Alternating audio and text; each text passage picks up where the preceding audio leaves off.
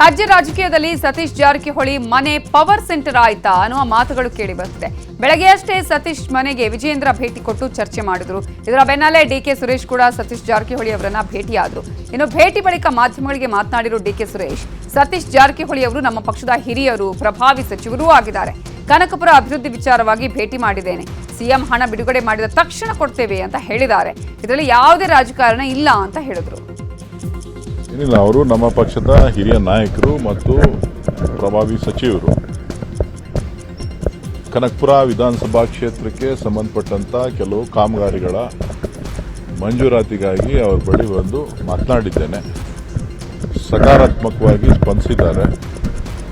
So ಮುಖ್ಯಮಂತ್ರಿಗಳು ಹಣ ಬಿಡುಗಡೆ ಮಾಡಿದ ತಕ್ಷಣ ಅದಕ್ಕೆ ಏನು ಬೇಕೋ ಮಂಜೂರಾತಿಯನ್ನು ನೀಡ್ತೇನೆ ಅಂತಕ್ಕಂಥ ವಿಚಾರವನ್ನು ತಿಳಿಸಿದ್ದಾರೆ. ಸೊ ಇದು ಕ್ಷೇತ್ರಕ್ಕೆ ಸಿಎಂ ರಾಜೀನಾಮೆ ಕೊಡ್ತಾರೆ ಎಂದಿದ್ದ ವಿಜಯೇಂದ್ರ ಹೇಳಿಕೆಗೆ ಸಚಿವ ಈಶ್ವರ್ ಖಂಡ್ರೆ ತಿರುಗೇಟು ಕೊಟ್ಟಿದ್ದಾರೆ. ವಿಜಯೇಂದ್ರ ಅನವಶ್ಯಕ ಹೇಳಿಕೆ ಕೊಡ್ತಾರೆ. ರಾಜ್ಯದ ಜನರು ಇವತ್ತು ವಿಜಯೇಂದ್ರ ಅವರ ರಾಜೀನಾಮೆ ಕೇಳ್ತಿದ್ದಾರೆ. ನೀವು ಯಾವಾಗ ರಾಜೀನಾಮೆ ಕೊಡ್ತೀರಾ ಹೇಳಿ, ನಿಮ್ಮ ಕುರ್ಚಿಯೇ ಅಲುಗಾಡ್ತಾ ಇದೆ, ಅಂಥದ್ರಲ್ಲಿ ನಮ್ಮ ಬಗ್ಗೆ ಮಾತನಾಡ್ತೀರಾ? ಸಿಎಂ ರಾಜೀನಾಮೆ ಕೇಳೋಕೆ ನಿಮಗೆ ಯಾವುದೇ ನೈತಿಕ ಹಕ್ಕಿಲ್ಲ. ಇನ್ನು ಇದೇ ವಿಚಾರವಾಗಿ ವಿಜಯಪುರದಲ್ಲಿ ಮಾತನಾಡಿದ ಸಚಿವ ಜಮೀರ್ ಅಹ್ಮದ್ ಖಾನ್, ನಮ್ಮ ಪಕ್ಷದ ಬಗ್ಗೆ ಮಾತನಾಡೋಕೆ ವಿಜಯೇಂದ್ರ ಯಾರು? 100% ಸಿದ್ದರಾಮಯ್ಯ ಸಿಎಂ ಆಗಿರ್ತಾರೆ, ರಾಜೀನಾಮೆ ಕೊಡುವ ಪ್ರಶ್ನೆಯೇ ಇಲ್ಲ ಅಂತ ಹೇಳಿದ್ರು. ಬೆಂಗಳೂರು ಬಣ ದಿನನಿತ್ಯ ಚರ್ಚೆ ಮಾಡಿ ನಿಮ್ಮ ಮೇಲೇ ನಿಮ್ಮ ಪಕ್ಷದವರೇ ಗುರುತರವಾದಂಥ ಆರೋಪ ಮಾಡಿ ನಿಮಗೆ ರಾಜೀನಾಮೆ ಕೊಡಿ, ನಿಮಗೆ ಕಿತ್ತಾಕಬೇಕು ಅಂತೇಳಿ ಒತ್ತಾಯ ಮಾಡ್ತಕ್ಕಂಥದ್ದು ಜಗಜ್ಜಾಹಿರವಾಗಿದೆ.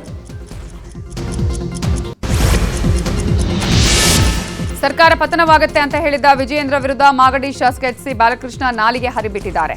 ಬಿಜೆಪಿಯವರು ನಾಯಿಗಳು ಅಂತ ವಿವಾದಾತ್ಮಕ ಹೇಳಿಕೆ ಕೊಟ್ಟಿದ್ದಾರೆ. ಒಂದು ಗೂಡಿ ಹೋಗ್ತಿದ್ದಾಗ ಅದೇನೋ ಬೀಳತ್ತೆ ಅಂತ ನಾಯಿಗಳು ಹಿಂದೆ ಹೋಗ್ತಿದ್ವಂತೆ. ಆದ್ರೆ ಏನ್ ಬೀಳಲೂ ಇಲ್ಲ, ನಾಯಿಗಳಿಗೆ ಏನು ಸಿಗ್ಲೂ ಇಲ್ಲ.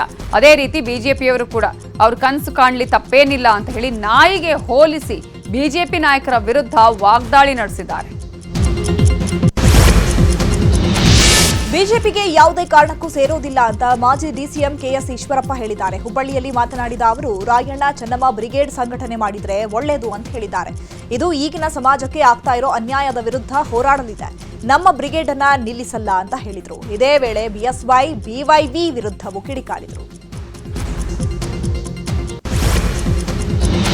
ಪಶ್ಚಿಮ ಬಂಗಾಳದ ಬಿಭೋರ್ಮ್ ಜಿಲ್ಲೆಯ ಕಲ್ಲಿದ್ದಲು ಗಣಿಯಲ್ಲಿ ಸಂಭವಿಸಿದ ಸ್ಫೋಟದಲ್ಲಿ 6 ಮಂದಿ ಮೃತಪಟ್ಟಿದ್ದು ಹಲವರು ಗಾಯಗೊಂಡಿದ್ದಾರೆ. 6 ಮೃತದೇಹಗಳನ್ನು ಹೊರತೆಗೆಯಲಾಗಿದ್ದು ರಕ್ಷಣಾ ಕಾರ್ಯಾಚರಣೆ ಮುಂದುವರೆಸಲಾಗಿದೆ.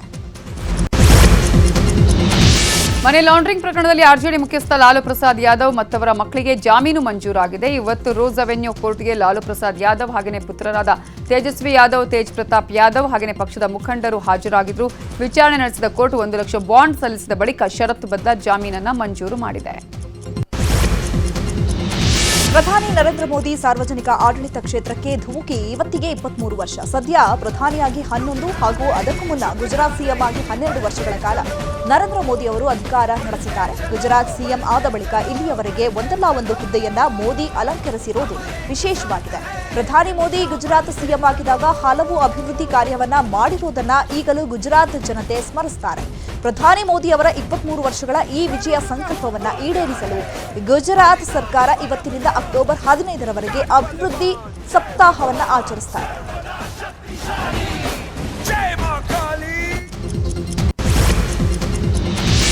ಕೋಲ್ಕತ್ತಾದ ಆರ್ಜಿಕರ್ ವೈದ್ಯಕೀಯ ಕಾಲೇಜು ಹಾಗೂ ಆಸ್ಪತ್ರೆಯಲ್ಲಿನ ಸ್ನಾತಕೋತ್ತರ ಪದವಿಯ ಟ್ರೇನಿ ವೈದ್ಯ ಮೇಲೆ ಸಂಜಯ್ ರಾಯ್ ಅತ್ಯಾಚಾರ ನಡೆಸಿ ಕೊಲೆ ಮಾಡಿದ್ದಾನೆ ಅಂತ ಸಿಬಿಐ ಹೇಳಿದೆ. ಆರೋಪ ಪಟ್ಟಿಯನ್ನು ನ್ಯಾಯಾಲಯಕ್ಕೆ ಸಲ್ಲಿಸಿರುವ ಸಿಬಿಐ ಸ್ವಯಂ ಸೇವಕನಂತೆ ಕೆಲಸ ಮಾಡುತ್ತಾ ಪೊಲೀಸರಿಗೆ ನೆರವಾಗ್ತಾ ಇದ್ದ ಸಂಜಯ್ ರಾಯ್ ಆಗಸ್ಟ್ 9ರಂದು ಈ ಕೃತ್ಯ ನಡೆಸಿದ್ದ ಅಂತ ಸಿಬಿಐ ಚಾರ್ಜ್ ಶೀಟ್ನಲ್ಲಿ ಉಲ್ಲೇಖಿಸಿದೆ.